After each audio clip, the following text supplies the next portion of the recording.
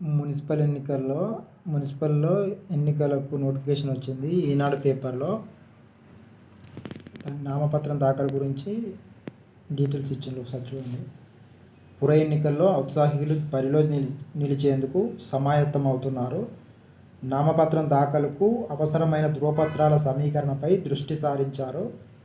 నామపత్రాలు దాఖలు చేసేందుకు కావాల్సినవేంటి, ఎవరు అర్హులు తదితర వివరాలతో కథనం. మున్సిపల్ స్థానాల్లో పోటీ చేసే ఎస్సీ, ఎస్టీ, బీసీ అభ్యర్థులైతే 1,250 రూపాయలు, ఇతరులైతే 2,500 ధరావత్తుగా చెల్లించాలి. పార్టీ తరపున బరిలో నిలిచే వారిని ఒకరు ప్రతిపాదిస్తే సరిపోతుంది. స్వతంత్ర అభ్యర్థి అయితే 10 మంది ప్రతిపాదించాలి.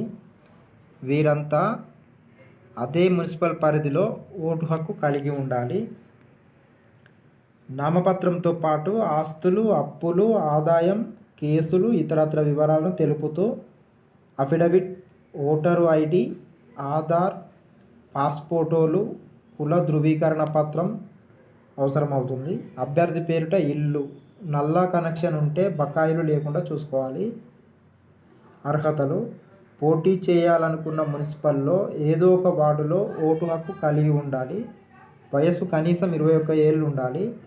మున్సిపల్లో గుర్తింపు పొందిన గుత్తేదారులు, లాభదాయక పదవుల్లో ఉన్నవారు, ప్రభుత్వ సేవల నుంచి తొలగించిన వారు, దివాలా ప్రకటించిన వారు పోటీకి అనర్హులు.